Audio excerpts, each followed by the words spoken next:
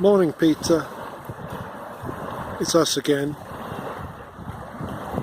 There was a storm, but we got out of the bath in time.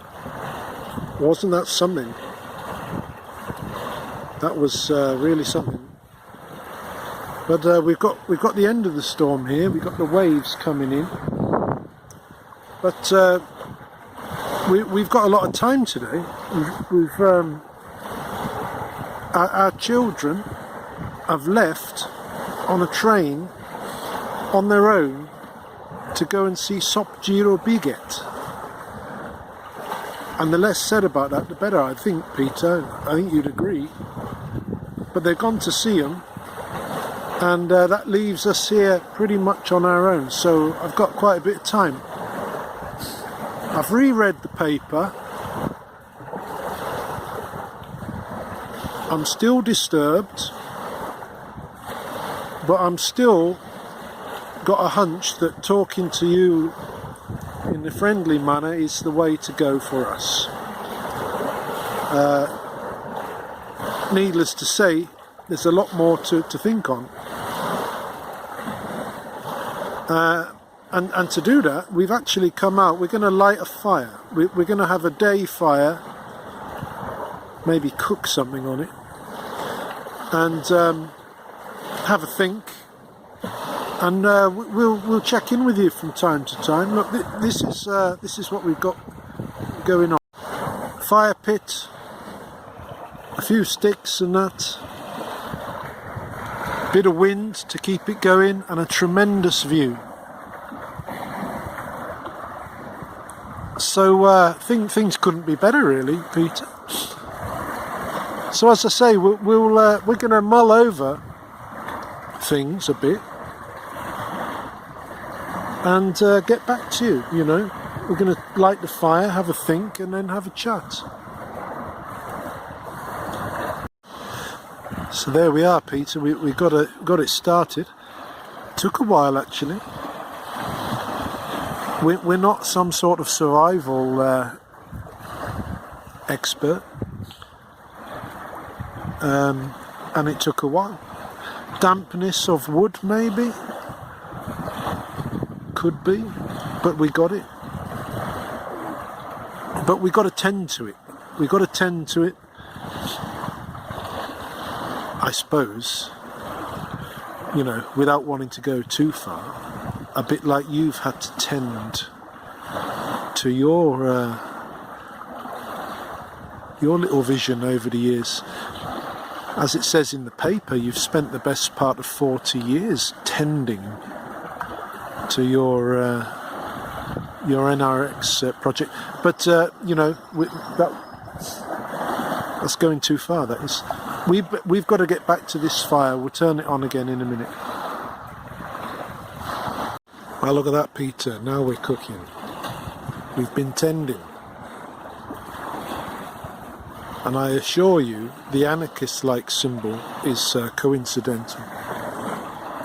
But we thought why the hell not? We might as well go on with our little tending metaphor, Peter, since it seems so apt. You know, I've just read that as I say, you've spent so long very cleverly and carefully funding your vision. You know, monitoring events, a few dollars here, a few dollars there, a few more to Vance, a few to Rumble, you know, on it goes, tending the fire. You haven't let it go out, and you've really got it roaring now, haven't you? It is roaring. And I think you might have even be taken by surprise at how far you've progressed, actually. You must have done, because the pandemic, it was a boost, wasn't it? And then Trump is you know, once in a lifetime sort of knob, isn't he? You can't replace him. Don't think Vance could do it. You can't teach that. And so he spurns you on. Hold on a sec.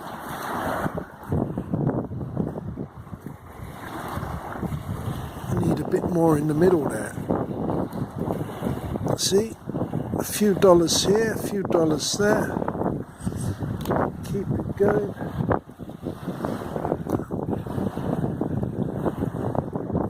So there you go. You've been tending, we're tending. But Peter, what I'm thinking is, I've got a hunch, and I think I'm going to have to spend perhaps this season trying to work on this hunch. But my hunch is, Peter, that it's not going to work, mate. It's not going to work. And what do I mean by that? I mean, your general businesses are going to work. It's all going to work in changing the world, developing the information age, all that's going to work. But I don't think your cherished NRX vision is going to work. I just don't think it's going to work. And I really think, based on a hunch and a few videos I've seen of you, I really think you are desperate for it to work. For the future you've envisioned since you were a boy to come into fruition, that you see all of your enemies stopping and preventing this future from coming into existence. I think you really believe it and you want it. I don't think it's just a MacGuffin, to dominate the world and change capitalism.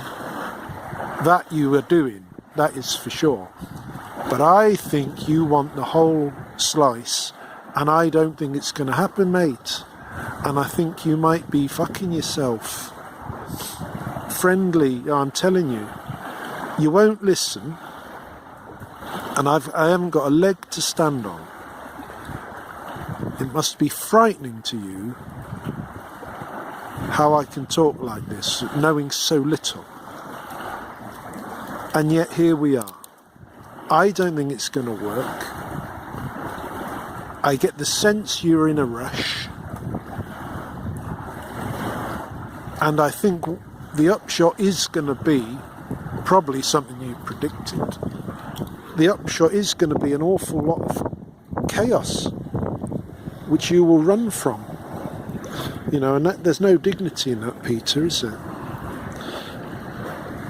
So that's where we're at. We'll tend the fire a bit more and see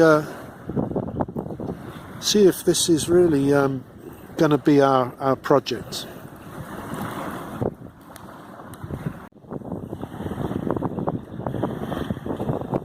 See, the trouble is, Peter, I think this is the likely result of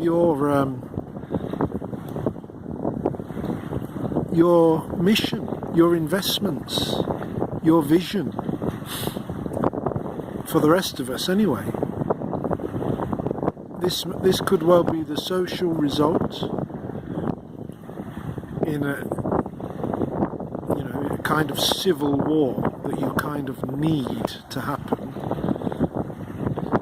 and also an environmental result, again as a result of all the servers and whatnot you need to produce in order for your vision to materialize.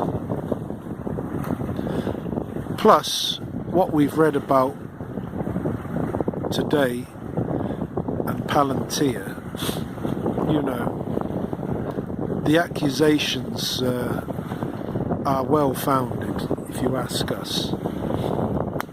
I mean, isn't one of the key definitions a merger between the corporate and state to create an authoritarian sort of power? So, yes, even if you're not actually thinking like that, what you've produced is a product where you can kind of buy fascism and sort of get it going. And as I say, I don't think ultimately what you're after is gonna work. I don't think it can happen. And I'm just thinking that our project here, our talking to you, should sort of take that as a base and work alongside you. Imagine ourselves trying to show you somehow the ways in which our hunch might be right. But I mean, you're the master of hunches, aren't you? In your dealings in business, you have your hunches, and you monitor and you keep an eye on stuff. But at some point, Peter, you've got to take responsibility and admit that at some point you're not hunching, you're actually instigating and then tending the fire. All such thoughts are very apt as we stare into the flames, and I think we may have a little bit of a basis finally, Peter, for chatting to you, and a little bit of impetus for the season and our bridge building institute. So there we are. We can rest easy, perhaps enjoy the rest of our time here up north. Finish reading the castle.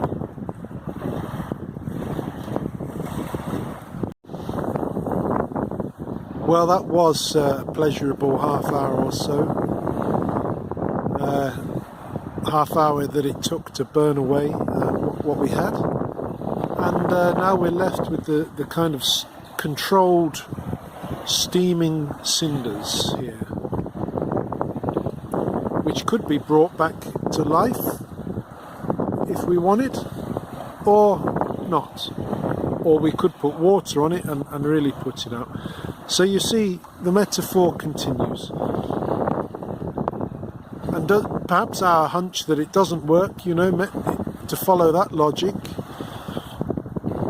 you either go out in a blaze of madness and we never hear from you again, or you use your better judgment, change tack and start playing nice. But either way, the roaring fire may well be regulated back to a sort of controlled burn, and that could be a decent end to our hunch. But got to remember one thing, Peter. We're actually in this for the painting, Peter. I mean, that's what we're doing mainly. We need something to keep us going as we paint, and you are that something. It helps us keep an eye on the wider world, and doing that enables a better focus on the painting, as we've discovered over the years. For some reason, if I just turn to painting, the result pretty quickly becomes a rather uninspired trudge, where the pictures suffer, the meaning suffers. So while everything we've said over the fire there is right, it's also right to say that our number one aim is to show you what we do as a painter. And with all that said, I think we can finally turn the phone off now, enjoy a couple more days here, and then we'll turn it back on back in the Mellingholm Reserve, where we've got a few pictures on the go, Peter. So, I wish you well, actually, despite reading what I've read, I wish you well. And I'll see you out there.